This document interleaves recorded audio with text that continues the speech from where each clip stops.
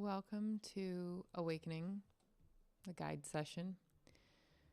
This guide session is my perspective on becoming aware of deeper levels of expanded awareness, of more, of energy, of levels of multidimensionality of our experience, of intuition, of preference, of the will and the want to create new,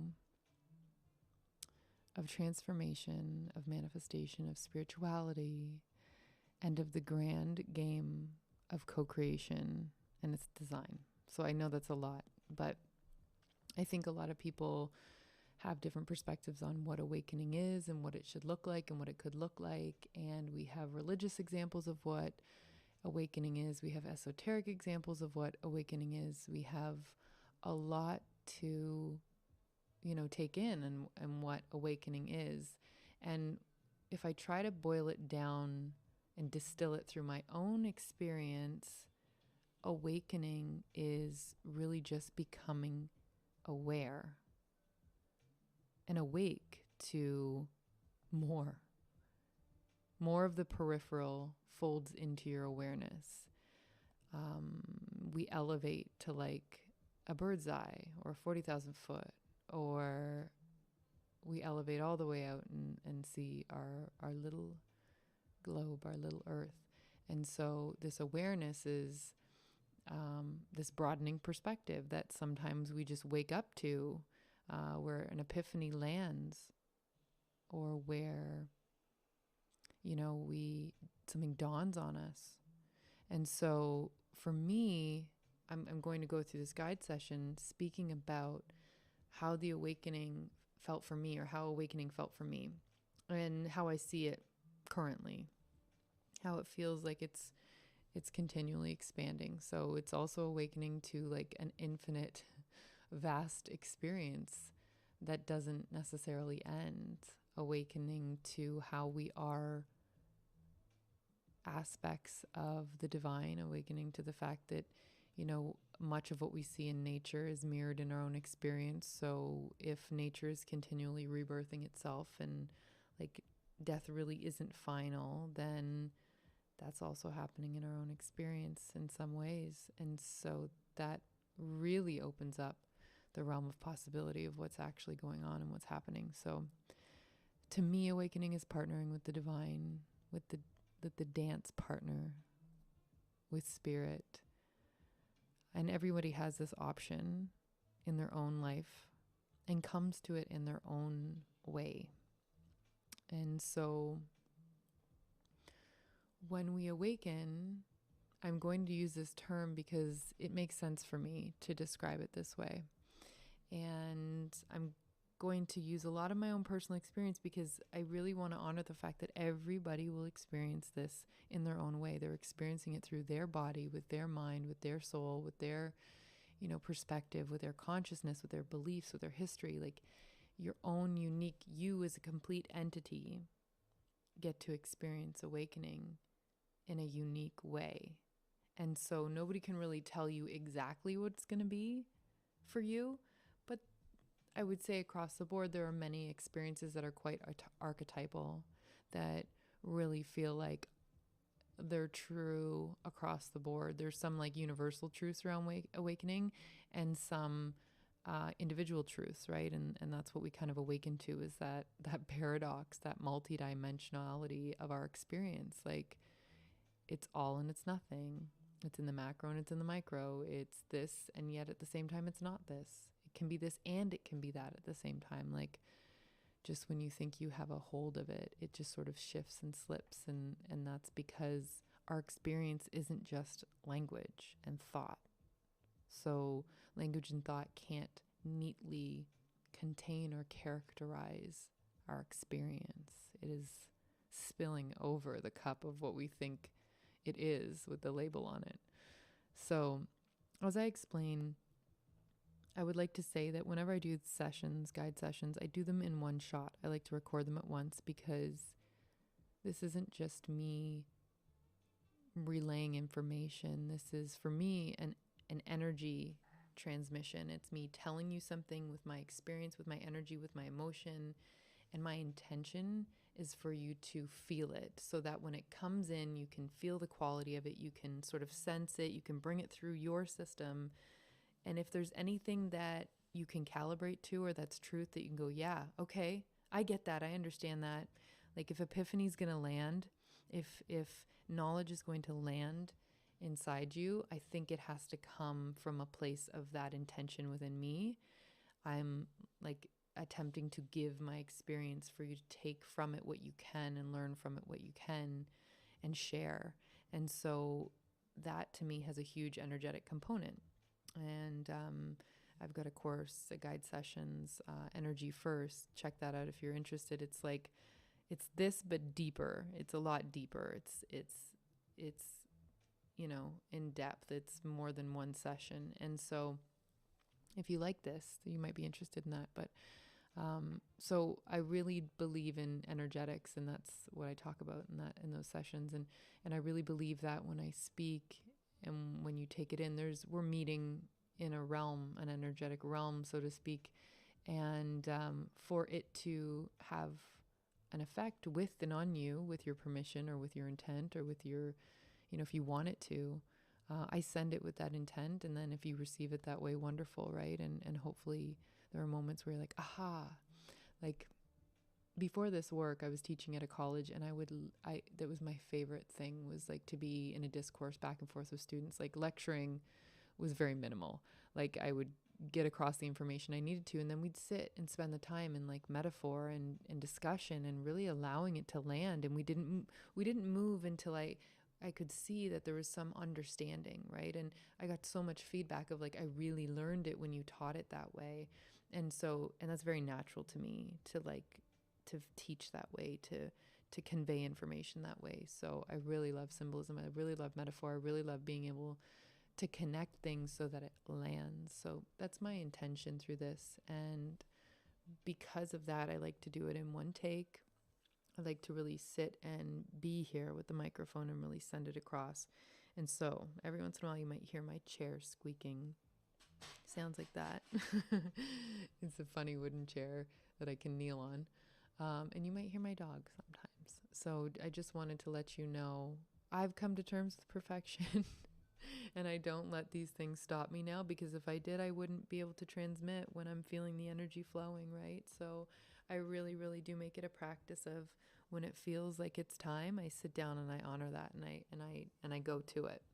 So what I want to say about awakening is that when we awaken, and as I said, I'm going to use that term, once we awaken to our patterns.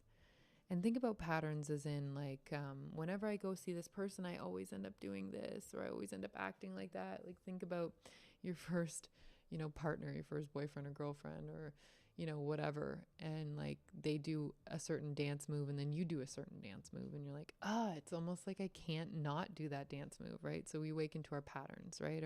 Our parents give a certain response to us, and we respond back in a certain way.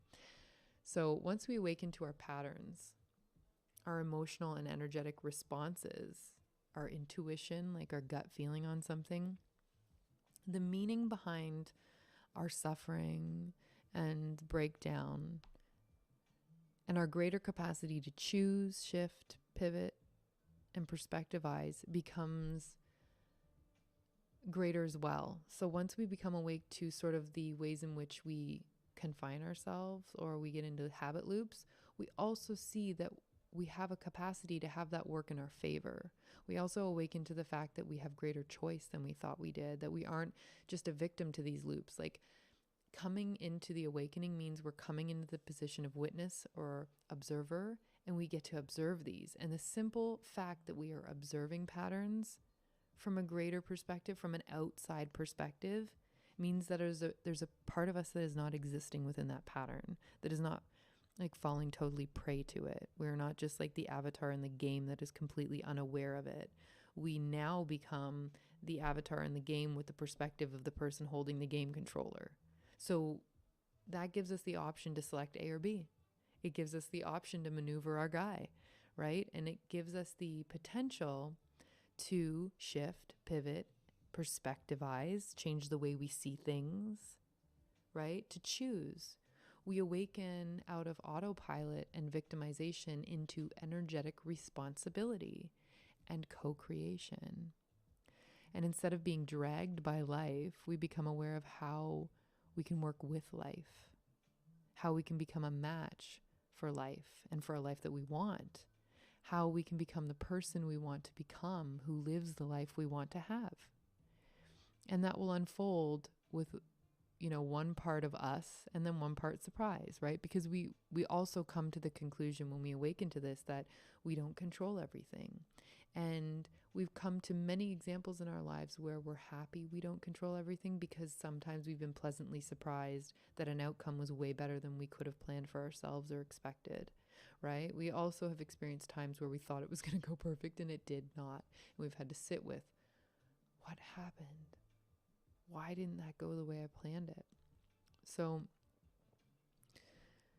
that one part us, one part surprise is the whole co-creative journey. I take a step, the universe takes a step. Source, God, spirit, higher self, whatever you want to characterize the aspect that is unseen, that seems to be able to make a move after you make a move, the cause and effect, the magic, whatever you want to term it. Let's get as accessible as we possibly can, because really in the end, it can be as simple as we want it to be, or it can be as complex as we want it to be, and we get to choose. But let's talk in terms of whatever that thing is. I'm going to call it spirit. Sometimes I'm going to call it source. Sometimes I'm going to call it universe. Sometimes I'm going to call it God. Sometimes I'm going to call it higher self. And just know that I use those interchangeably.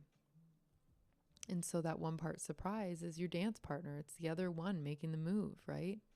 The other aspect. You can also, if you can buy into oneness, if you can really reach for that perspective that it's all one, it's like God, source, one, whatever. The one hand is the one you're aware of, your conscious awareness, and the other hand is the one you think is your dance partner, the etheric, magical aspect, source, on the other hand. But they're both attached to the same thing. It's both one at the end of the day. So if you can reach for that perspective, man, you collapse the whole thing and you can really get some ground there. But, to know that but to also deeply know it and embody it and have that integrated are two different things. Because I knew that for a long time. I had that cognitively. I understood that. But I had not cognized it in that I actually fully believed it and could access that in moments of despair. So to be able to see that perspective is really helpful. That's that 40,000 foot, looking from God perspective versus your human perspective. That's even beyond the one with the game controller. That's the game architect, the game creator, right? And so there's levels of what you can experience. That's the multidimensional aspect of living. You can experience different perspectives. And the most expanded perspective will always be the most resourced, will always be the most unperturbed, will always be the most benevolent, will always be the most oh yeah, this is all unfolding perfectly. That perspective holds that level. So when you're thinking, oh, is this soul? Is this expanded version speaking? Well, the expanded version is the version of you that, picture it this way. The expanded version that you can access at any point is the version of you when you've had your best day ever. You literally feel blessed to be alive. Let's say you just got paid, or the version of you that's multi-millionaire, doesn't have a worry in the world, fed, clothed, enjoying life, and has enough to now share. Your cuppeth runneth over and you can share with others, and you can gift others, and you can favor others, and you can just have a good time with people and genuinely enjoy them, and there's literally not a worry.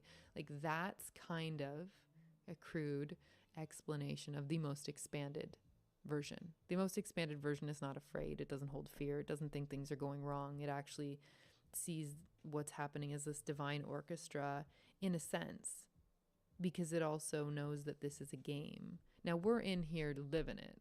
We're in here playing it. So at times when we go right into the personal experience, it can feel victimizing. It can feel really we don't control any of it, and life's just, as I said earlier, dragging us by our heels. But there are different levels that you can access based on how you perspectivize that. Now, I'm not trying to tell anybody their painful experience doesn't mean anything or is all in their head. That's not what I'm saying. Like, this is a very real game. We're here. Like, you know, put your hand up to something hot, you're burning it. It's real. We're here. It's real. But we choose how we learn from it. We choose how we perspectivize it. We choose how we categorize the learning. We choose whether we get up again. We choose whether it takes us out. And I know, like, with even the mental game and the mental health stuff, like, I've been in the position where I literally didn't feel like I had the choice nor the energy to even make a choice multiple different times in my life. And I can say, coming through it, you can come through it. It does not get to grip you and hold you forever. This life was not meant to feel like you were caged. So, whatever you've been presented as your reality at this point, there is a way to work with it, shift it, maneuver it, feel it differently. You have that ultimate choice, power, free will to choose to see things whatever way you want. And not in like a completely delusional sense, in a sense that this is the reality and I accept it, and now what? Some of us just keep our reality at bay for so long. We become numb to our reality because we don't want to accept the way it is. And that's the tricky part, because you wake up to the fact that that's part of the process. Accepting it is the only way to see it for what it really is and then start to shift. If you don't want to accept it, you want to keep blinders on and, you know, not see your co-creative aspect, not see your responsibility for your energetic aspect, then you don't make the change, right? The change comes when you awaken to the fact that you're responsible for your half of the co-creation. So it can be as multidimensional and as nuanced as we are able to hold in our awareness and in our heart. And to the degree to which you awaken to the awareness of your reality and what it really symbolizes for you and how it mirrors your internal state back to you, is the degree to which you can be both influenced and partnered with it. You can both influence it and partner with it. So I'll say that again. The degree to which you awaken to the awareness of your reality and what it really symbolizes for you and how it mirrors your internal state back to you is the degree to which you can both influence it and partner with it. So, awakening is not about becoming supreme in an external hierarchy. It is not about awakening and becoming this like exalted, you know, savior person that's like better than everybody else. That's not what this is. It's becoming more and more aware of the reality around you and more more aware about the depths of what it actually is. It's about awakening to the depths of your awareness of what and who you are, as well as how you are interconnected to all that is.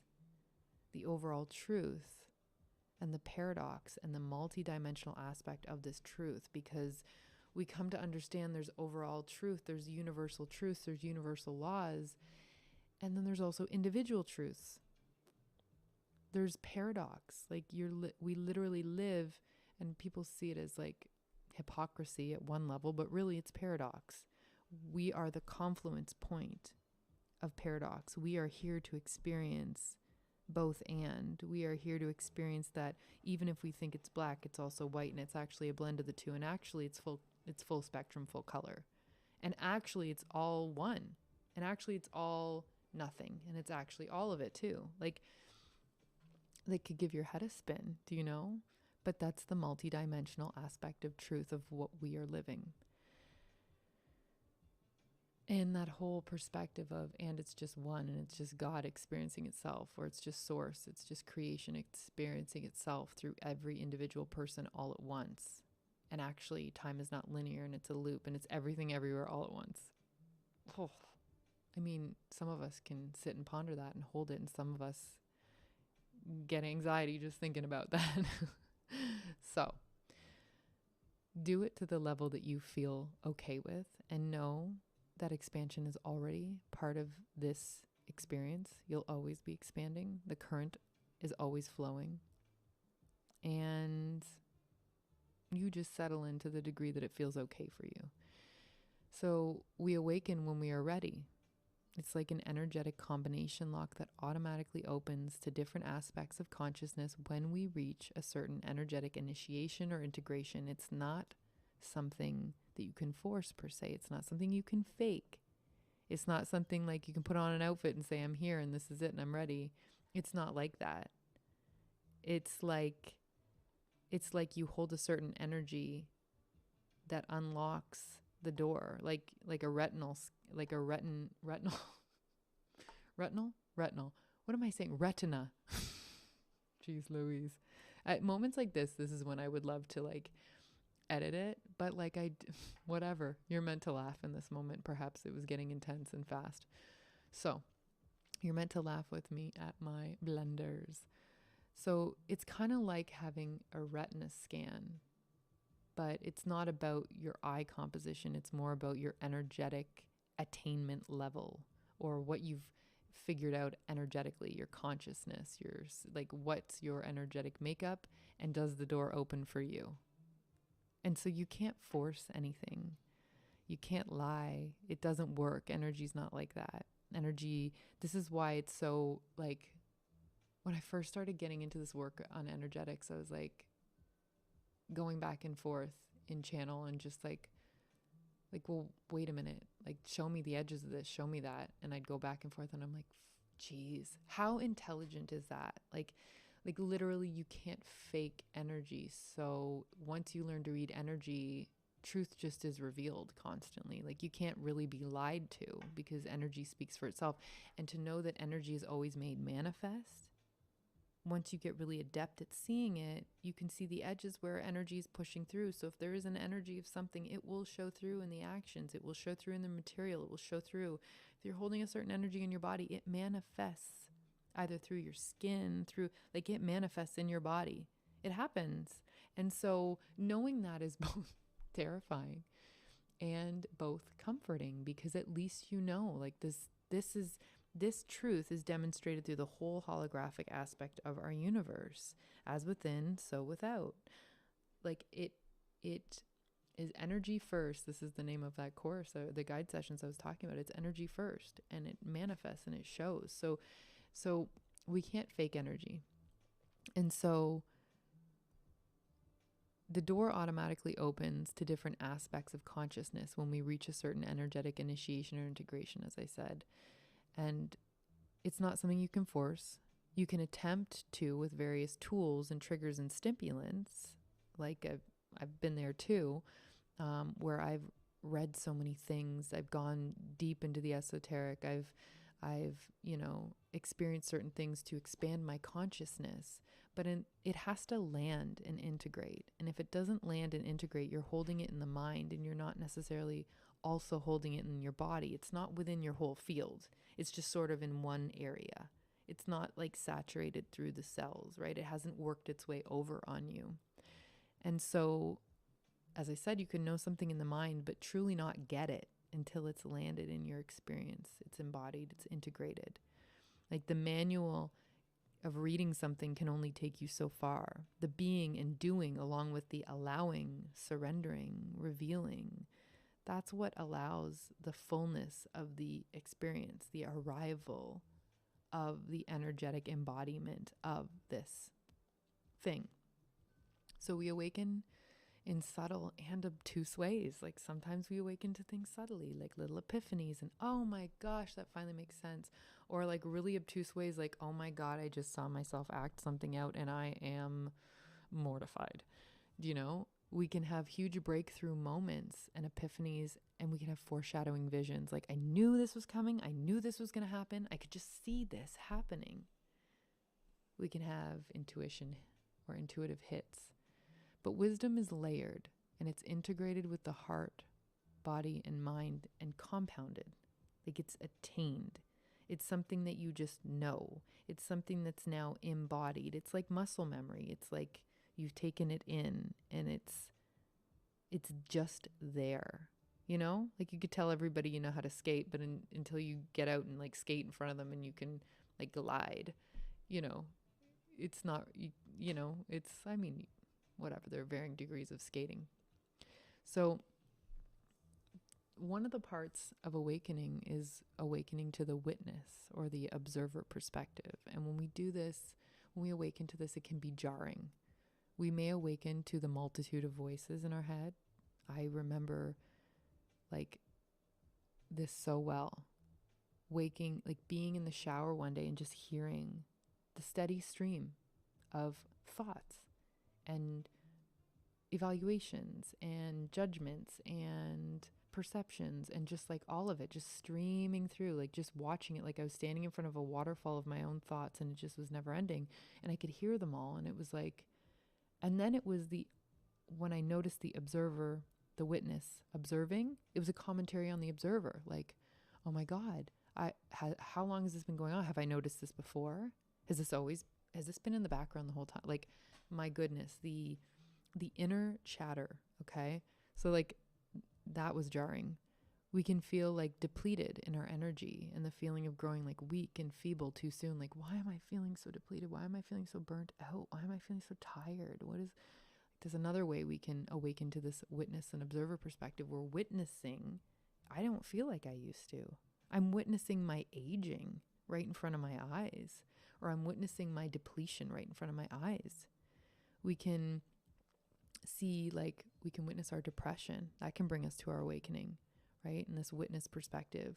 An accident. I say accident in quotations because in my perspective, there aren't any accidents. And not to say that everything is completely predetermined, but the energetics of things are completely predetermined. Like our lessons are predetermined to a degree.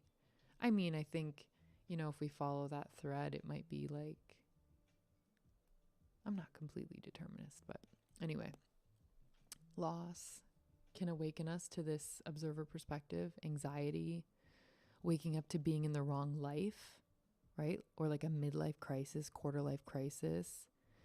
Intense transformation can lead us to this like witnessing or awakening, illness, or possibly like an out-of-body experience.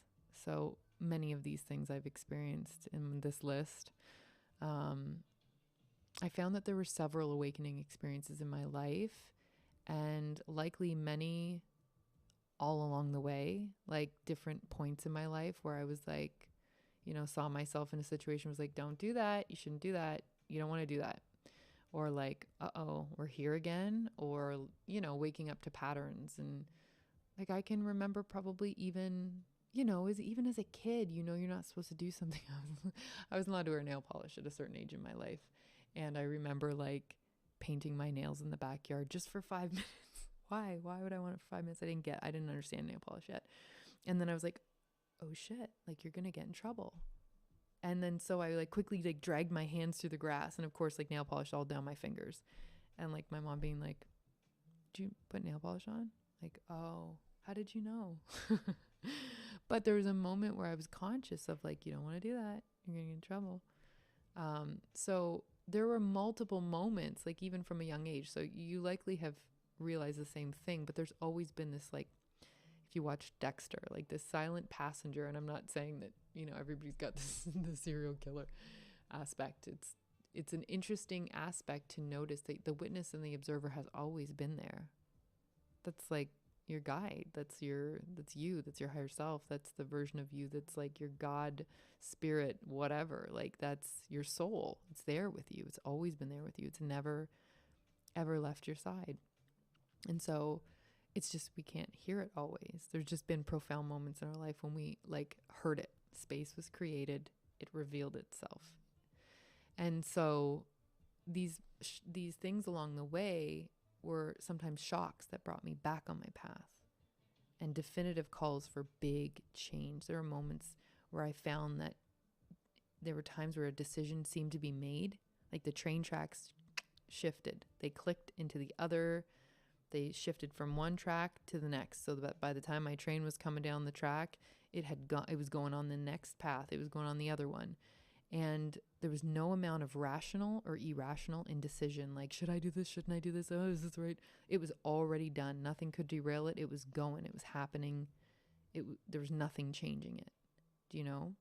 And there have been times where I've like felt this undeniable sense of it changed. it has changed. You have changed. And so I've experienced those. I've experienced seasons of depression where I could just see the world happening around me and I just didn't have the energy to be able to, get out of a loop, and really the compression was so tight. And now I can see that from a different perspective. I see it more as compression. When I felt as though it was controlling me and it took me over and I didn't have any say over when it began or when it ended, and in a sense it kind of felt that way, right? Like my soul was really calling me back down and in. It was a compression, well, we know how diamonds are created. I smirk now because I'm on the other side of it and what a diamond it created. What a diamond. But the compression that I experienced, I see as necessary. I don't begrudge it. I see it now. I see the function. I see the function of everything I've experienced. And that's the alchemy of turning lead into gold. That's the alchemy of seeing coal and seeing the diamonds created. So I've experienced some dark night of the souls, a few, some anxiety that had my body going cold, my circulation completely slowing and almost stopping, and tunnel vision setting in, where I thought I couldn't breathe, or I feared a seizure, or and I've never had a seizure, so interesting, right? But I've had anxiety that really took me out for a bit. I've had times where I didn't see the point, I went apathetic. What is going, listening to Alan Watts sometimes had me well, what's the point then? Where I was fearful that I would not get to create all that I felt was inside of me. That's when I knew my fight was coming back a little bit, when I was coming out of it, where I was no, I want to create some stuff here. I thought I was going to have a rockin' experience. I get to belt it at the top of a mountain. I get to do that. No. I'm not just going to, do this thing where I go in this loop and I do the same thing every day, and I'm sitting on my phone but screaming in my head let's go, what are we doing? I really felt that I wanted to reach my full potential. And so there were times where I was worried that I wasn't going to, or that I feared death so much, and these were all parts of my path that I had to walk through. And I can honestly tell you, and there were moments too where I was in deep transition, deep transformation, and I was hermiting, and I wasn't really looking to have any outside influence, or 2020 was yet another moment where I call it going deep, deep diving, or going under. I'm going back under for a bit, and who knows, when I'll have the appetite to even come out or laugh or put on music. Music is so big for me, and I know my mood based on what music I'm playing or what music I want to listen to, or even if it's weird, even if I even let myself play music. There were times where I wouldn't even bother, and yet it would be something. And do you know why I wouldn't let myself? Because I knew I was in the deep thick so much that even if I put on a happy song, it wouldn't pull me out. And so I just didn't want to bear it, listening to a song and realizing that's how deep this thing got me this time. And so I always see that as a little barometer for me. You start to learn the language of your own soul and your own habits, and you start to be oh, okay. And when to use things and when not to. And then it takes a lot of the fear out of what's going on. I don't know myself. I thought I knew myself. What is this? So all of these times were characteristic of different points of awakening for me. And the observer perspective, as I said, has always been there. But it seemed to step forward in a more present, in a more commanding manner through the important moments of my life. And it's what saved my butt, I'm sure, a few times. When I first started to notice my anxiety, the observer had focused on the inner narrative, and I was surprised. I was mortified. I wondered if other people noticed the stream of thoughts and the chatter the way I did. I almost couldn't concentrate. It was so incessant. And I felt as a child, that's probably what could have pulled me out of my focus. Part of what pulled me out of my focus as a child was my intuitive psychic abilities as well. I'd be distracted by the emotions and the energies and the moods of those around me, the other kids, the teachers. how they'd be annoyed with the students or how they would praise the students or whatever. My school tasks would barely hold my attention sometimes. I was so interested in the social, and it was because it was so much louder for me. Like, people's emotions and moods were so much louder. But like, the chatter was so incessant that I found it hard to concentrate on other things. And I got so frustrated with it. I'm like, why can't it just return to quiet? I don't want to hear this. But at that moment, my soul was really drawing my focus and my attention. It was putting a spotlight on, this is how your mind works, by the way. Like, this is what your mind sounds like. This is what it looks like. This is the type of thoughts you have. This is what's coming in. This is what's going out. This is how your thoughts affect what you say and you do and how you feel. I was getting to see what was going on up there rather than being just moved by it constantly and just like, oh, why did I do that action? Or why did I get angry like that? Or why did that feel so sad? Or, you know, like, I really was paying attention. And that's like a whole, I mean, talking about psychic abilities, intuitive abilities, what would pull me in a like, that's a whole other session, to be honest. But after I awoke to the observer, I was able to see my own patterns at work. I was always able to witness the patterns around me, especially of others, from a very young age, and then of systems and cultures as I grew up, like of culture and economics and politics, like through university. I studied poli-sci and I studied sociology and communications, and you know, then I was getting right into Marx and Weber and like just, you know, Agamben and Foucault. And anyway, I was a critical theory junkie for a bit. I loved it.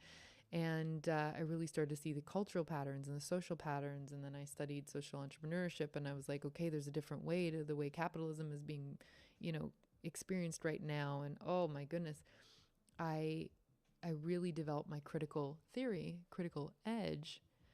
But I didn't realize that that critical eye was also something I turned on myself sometimes in ways that were almost crippling. And you know, so I noticed the patterns around me, and but it was also difficult to see my own. Like, I didn't see the way in which that critical observer was operating on me sometimes, or it was difficult to see my own people-pleasing patterns or my own defense patterns. I started to see the patterns that created enjoyment in my life, and I also started to see the patterns that created pains and chaos and depletion. And so when you awaken, you don't pick and choose to only awaken to the good, you awaken to the whole thing, both sides of the coin, all facets of the diamond, all sides and faces, right? And I learned this whole new language of emotion and energy, and I began to see the multidimensional aspects of emotion and energy. Like, pain wasn't just pain, it was information. It was pleasure pain. It was devastating pain. It was temporary pain. It was body pain. It was deep-rooted existential pain. Like, I really started to see the nuances, right? I started to see the nuances of judgment and jealousy and defensiveness. I started to see how they were strategies, and there was a purpose behind them. And there was a purpose behind the emotions and the energy, and they were actually carrying messages for me. And how sometimes, you know, judgment felt like it was, you know, projecting some of the pressure I felt on myself onto others, but it was really so that I could see how it was working within me. Like, any feeling you're feeling towards someone else that's like negative, it's created inside. So if you're seeing it out in front of you and you're irritated about it and out in front of you, like, you become awake and aware to the fact that, well, there's something inside triggering that. Otherwise it would be neutral and it wouldn't even be a blip on my radar. But there's something about that that's bothering me, and that in itself is a message. And I really started to see that there was gold in everything, even if it was just the gold of information, a wealth of information. Like, even the things that felt like they were straight up bad, horrible, like, I started to see where I could find a glimmer of something.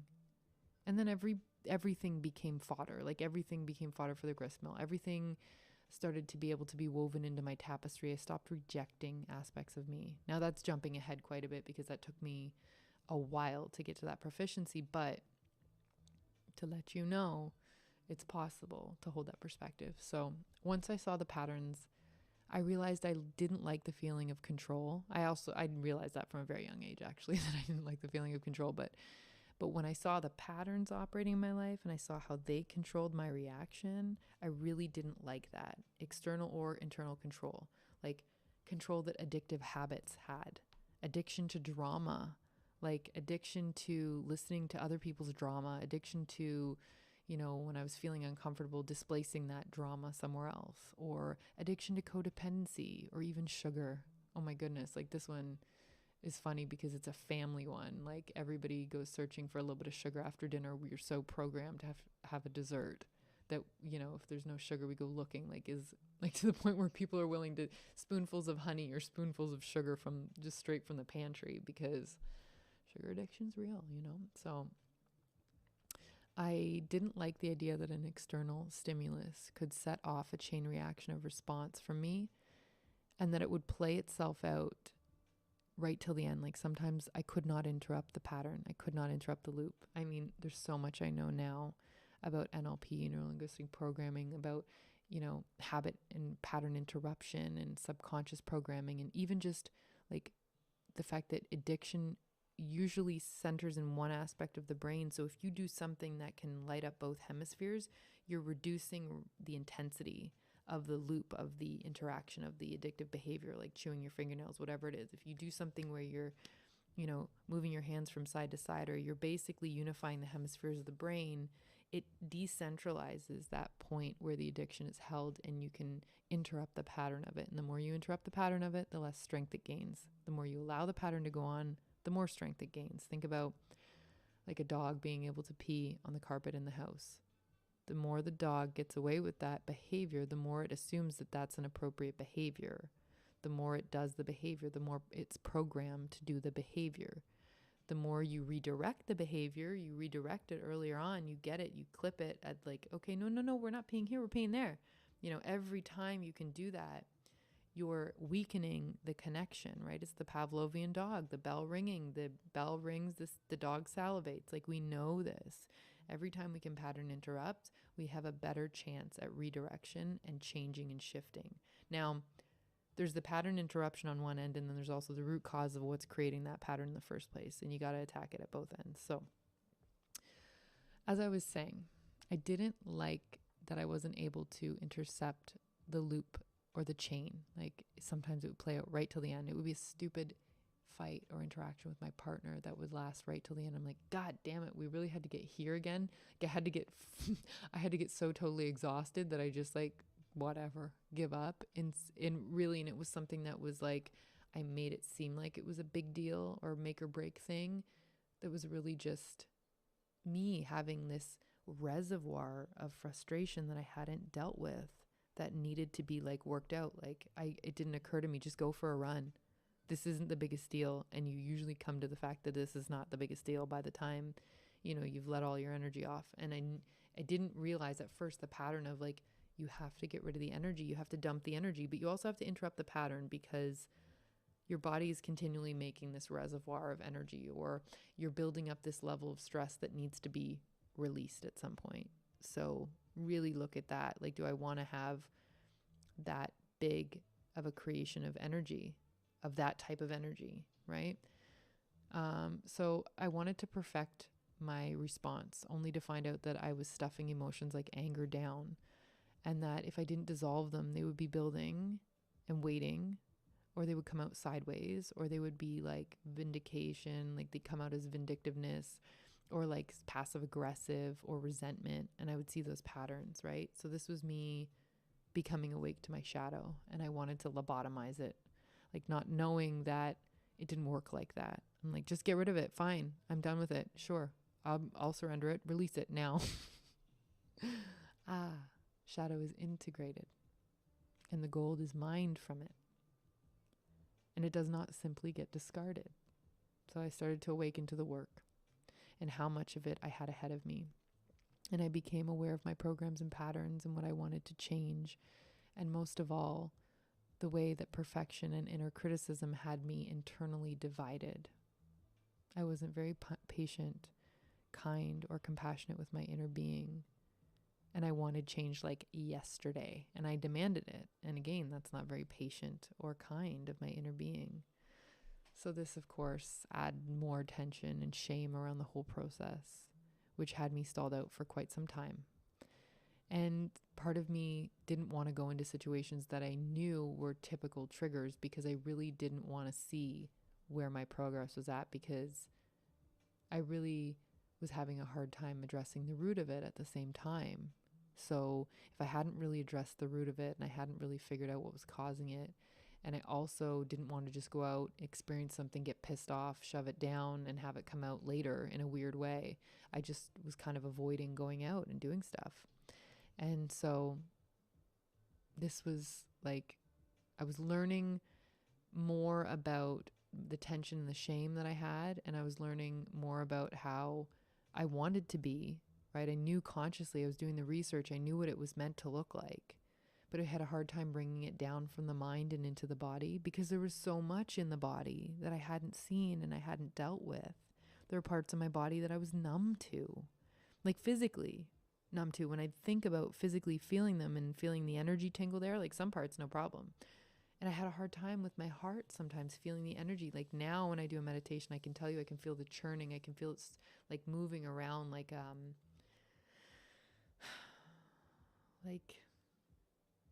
you know, the symbol on the phone, like lights up and it's kind of a circle, and it's like when you're hovering your phone over another phone and it's like taking in that like specific code.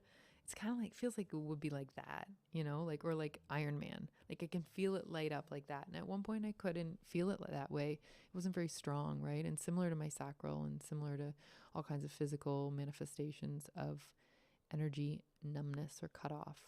And so I wasn't bringing it down from the mind into the body, and I couldn't necessarily feel the somatic experience of it. And this was partly because I was demanding and not accepting of all of me. Like I wasn't accepting me. I was just demanding that I have these abilities. And I was not forgiving and seeing the goodness that the shadow brought, the strategy it attempted to forge to keep me safe. I didn't see how it was off-gassing my anger and frustration, how it was trying to get rid of it. It knew the body couldn't hold it. It knew the body shouldn't hold it because that creates disease. So it was just like letting it off in the easiest way it knew how, because it was in more of a survival mode. It wasn't in like, what's the best strategy for this? It was more like, oh God, we filled up too much. We got to get rid of some of this. And so I didn't see like how sometimes it was even trying to numb me and have me like a little bit numb to my senses so that I wouldn't get overwhelmed, so that I could keep going, right? My shadow in part was the conscious aspect of me that demanded so much of me.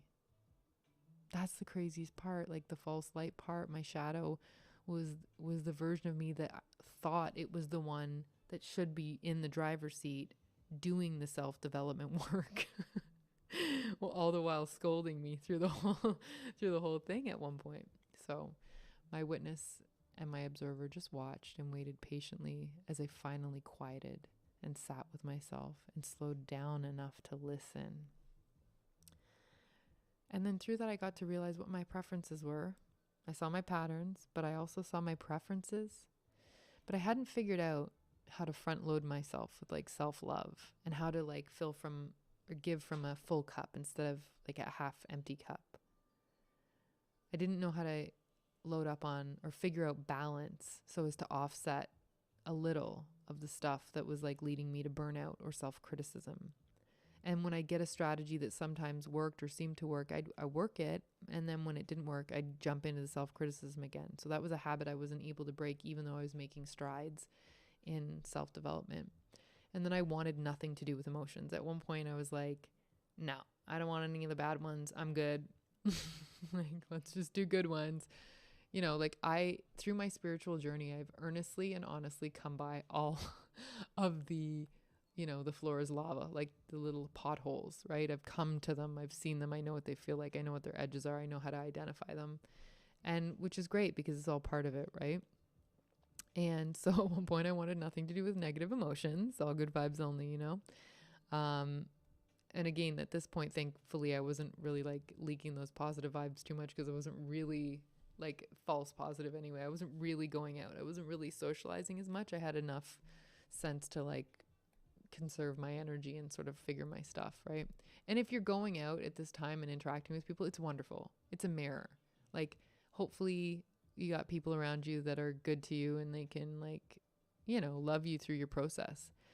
And so I wanted nothing to do at one point with my ego and my personality. Like, they were scrapped, or so I thought. Like, done, new one. Let's go. Let's clear it out. And I didn't want to look at any of the information that seemed to be controlling or give counter feedback, because I felt like it was even more harsh control. So self-discipline then also became really uncomfortable because it felt like harsh control. But that was because my internal masculine, and if you head over to my Balanced Masculine course, there's guide sessions. It's a whole other ball game about masculine. But I learned that my Balanced Masculine was so harsh.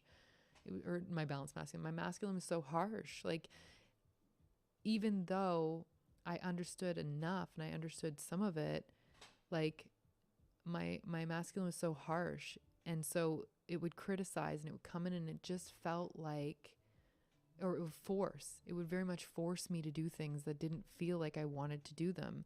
And like, my inner feminine was like a bit of a shrew. Like, my inner feminine was harsh and scolding and withholding of love. And like, so my masculine and feminine were sort of operating in their shadow aspects, and I really didn't understand that.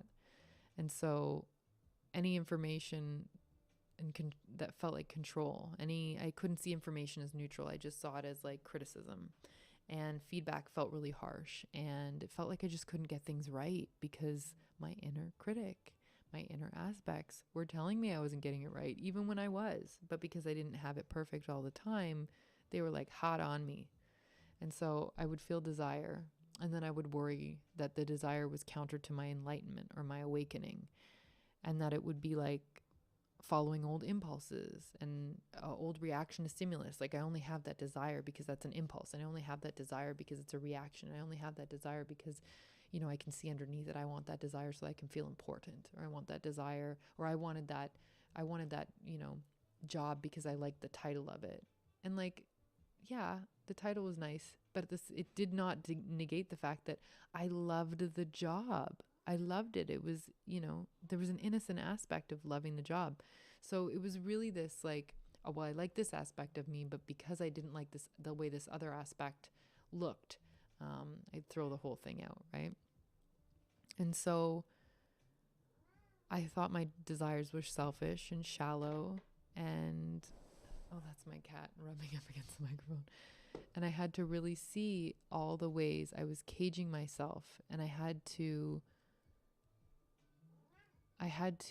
awaken to the shadow that was the conscious light, that I thought was the conscious light within me, that was well-meaning and trying to turn my life around by working harder and sucking it up and like being a better person. And slowly I started to realize the innocence and the purity of my desires.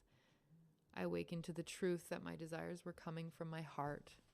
And I was able to discern, as I learned earlier, like when I talked earlier about, I learned the difference, the nuances of emotions. I learned about pain. I learned about pleasurable pain. I learned about, you know, deep, horrible pain. I learned about, you know, short-term pain, like muscle burn when you're working out. Because I learned these nuances of energy and emotion, I was able to start to trust my desire, because I knew the difference between short-term desire, like addiction, like, oh, I desire that brownie after dinner, or codependency, like, oh, I desire my partner to be here because that's just easier when I'm feeling crappy. And none of these things are bad, but I really wanted to look at where I was not being able to stand on my own in certain things. And then I saw the deep desire that came from co-creation and the deep feminine aspect of my being. Again, I speak more about the feminine and masculine in the courses I have. Balanced Masculine. I say courses, guide sessions. I call them guide sessions because they're passive and you listen to them. And courses are things that are more live, or I do that are interactive based, but I speak more about them in Balanced Masculine and the feminine. But I started to lean into this joy once I understood where it was coming from, and I understood it was coming directly from my soul, and I could trust like the divine feminine aspect of me to spark the desire for my divine feminine to go after, or sorry, my divine masculine to go after. Like my divine feminine sort of aroused the desire in me. My divine masculine went to work following the desire and creating the things, right? I started to desire and want joy a bit more, and I leaned into them. And I wanted to start telling everybody about how great their desire and joy was. Like, it's innocent, you can believe it, you can trust it. And how it was like the golden ticket, like follow your bliss, follow your joy. And while that's all true, it's also only part of the understanding I was developing. I was also awakening to the beauty and the full spectrum of the experience, like all of the emotions, as well as the ultimate choice and freedom of this life. Like I realized more and more that everyone gets to awaken in their own time, and that everyone is entitled to their own walk, their own lessons, their own experience, and nobody else is entitled to take that from them. So this all became really, it settled in different timings, but yet certain epiphanies and understandings dropped at the same time, or in combination. And so I was awakening. I realized more and more that other people's lessons are their own experience, and that buffering their lessons or contorting myself or people pleasing to not have to feel their discomfort was in a way stopping them from experiencing what they were meant to experience. And also for me, I wasn't getting to experience something that was authentic to me. And like when I really understood everybody gets their chance, one of the things that really landed that for me was motherhood, like having children. And when people would sort of tell me how to mother, as much as I was grateful for their opinions and their sharing, because I know it's coming from a good place. I know they just want to share. They want to help. They feel like there's wisdom that they can impart with you. But certain things were just like, that didn't make sense. You don't have to give me that advice. So like, I'm literally going to choose that myself, but thanks. And I would find myself getting a little bit frustrated in that, like, this is my chance. Like, you had your chance and now I'm going to do my chance. Like, I had this baby, so I'm going to be the mother of this baby, and thank you very much. And for me, it really landed that experience of like, I get to live my life. Like, I wouldn't want to live my kid's life for him. I would want him to live his life for himself. Like, why would I rob somebody of their experience, right? So I woke to this greater truth that I was not awake as I thought I was, if I was thinking that it was my place to shake others out of whatever I perceived as their slumber. You know, it's not my place or like my right to their life. It's their right to their life. And so that was something that I also had awakened to. Like it feels like it lands in stages almost. And I continued to explore like the beauty of the full range of the experience at this point and what it had to offer me. I committed to seeing the gold in all experiences. And this helped me expand into my compassion and also my trust in the partnership with the divine, when I could see that ultimately these things that were painful weren't like trying to take me out. They were just part of my experience, and they were part of the richness of it. And they were preparing me for something down the road. They were preparing me for something greater. And then I got to really lean into this co-creative aspect, this dance. And this is when things started to feel fun. This is when people talk about like they see synchronicities and they enjoy seeing 11:11 and, you know, like, and I started to feel into like the world wasn't that horrible. My apathy was like completely dissolved. I started to have like this really insatiable optimism and hope, and like, yeah, I see what's going on. I see the reality. I'm awake to the reality of how horrible things can be. And at the same time, I also understand that I can't see from all angles, and that my perspective isn't like, what's the alternative, that I stand up and say, well, I think this is the way everybody should live their life, so let's get going. Like, I've got some blind spots. I'm not going to be able to decide that. That's silly. So I realized that, you know, the way that energy works and how energy doesn't lie, and how it's like the ultimate awareness when people become aware of it. It's the ultimate awakening to understand this, and that really the ripple effect of our own energetic resonance, like it creates a ripple, And we feel the backlash of that reverberation. And that's really what wakes people up gently or wakes people up loudly. It's really what has people feeling the the effect of their cause. And so it really is a really fair system when you really, really understand it and tweeze it out. And so I was discovering that benevolence, and I'm still discovering it all the time. And I'm interested in the revelation of it, and I'm present for it, and I can be open to it. And every time I am, it shows up. And so this is like a continued belief that is always being built for me. And I also realize that I have the ability to use my preference and my knowledge of energetics to start to shape my half of the co-creation, my portion of the co-creation. I awakened to a new level of this game with all these new tools. I understood energetics. I understood emotion. I understood myself. I could see the nuance. I could see the patterns. I knew I had a partner. Like, it's like when you finally realize in euchre, because it took me forever to realize this. I'm like somebody who just, you want something done, you do it yourself. If you want it done right, you do it yourself.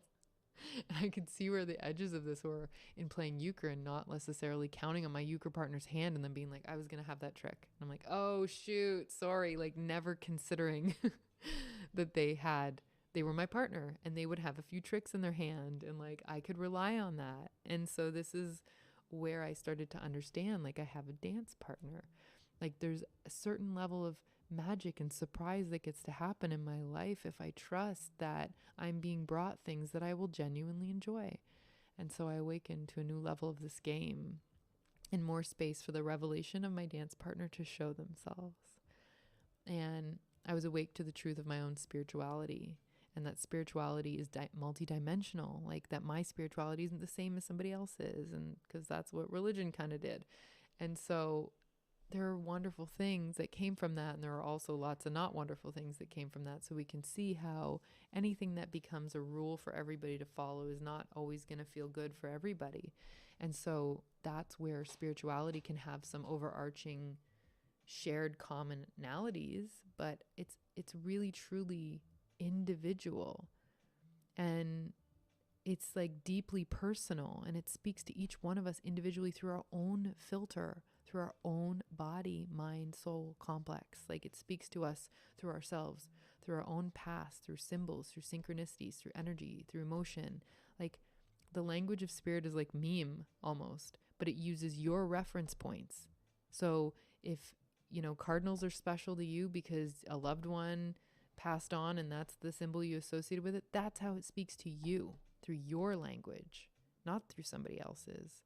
This is why, it speaks to you through your dreams, and having somebody else interpret your dreams. Like, yes, there's some meanings that you can look up on whatever dreamdictionary.com or however you find out, but really it's only you that gets to see the nuance of what the dream really means for you, because it's showing you things like only you can suss out the timeline, and only you can suss out, and that's a whole other guide session where I would talk about dreams, and I would break down how I understand and analyze my dreams and how they speak to me and how there's a symbology in it. But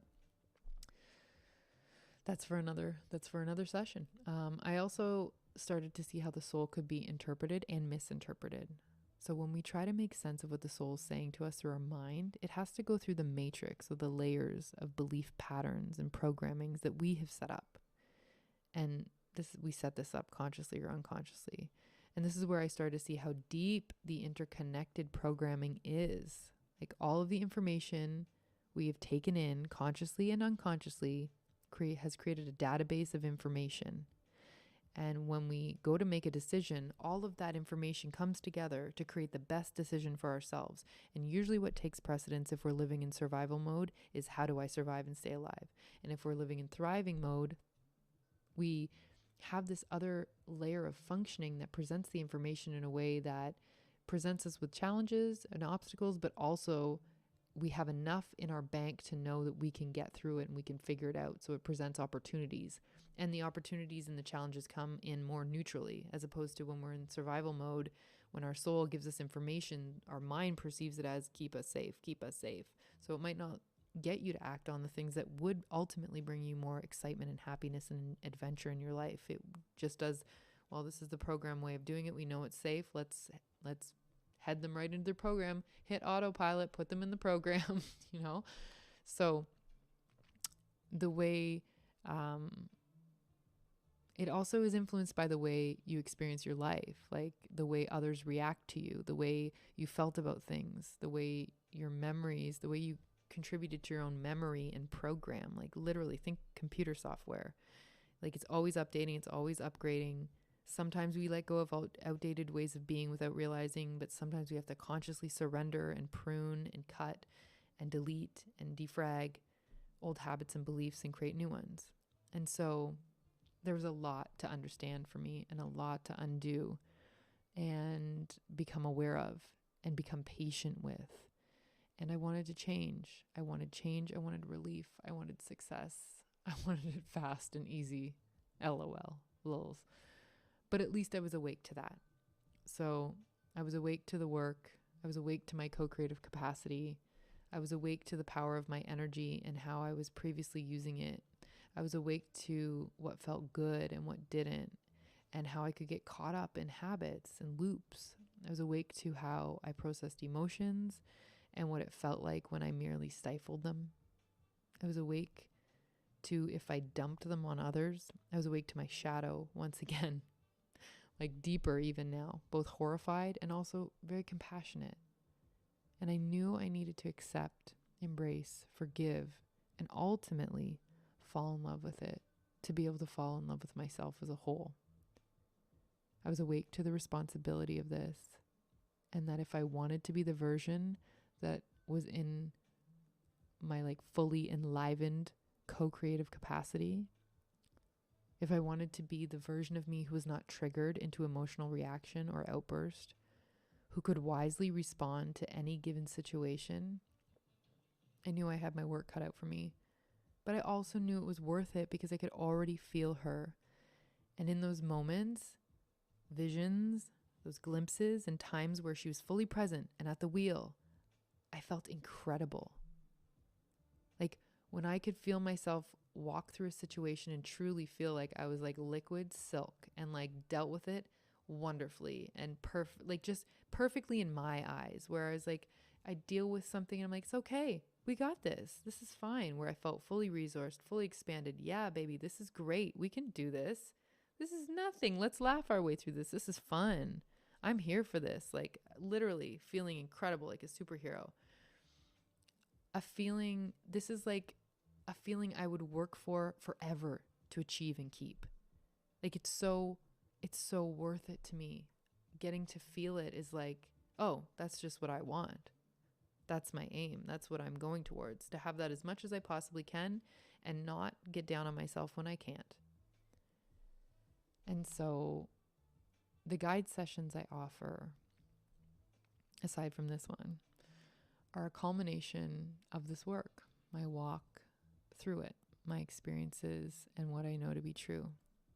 I've spent years weaving this in passively when I was teaching in college, and I've spent the last few years weaving this into what I do now. And I wanted to offer this fully and authentically to anyone that is feeling like they are experiencing something similar and not quite sure how to navigate their own homecoming, as I call it. This is really a great place to be, and it's jarring and sobering, but it's also to be celebrated.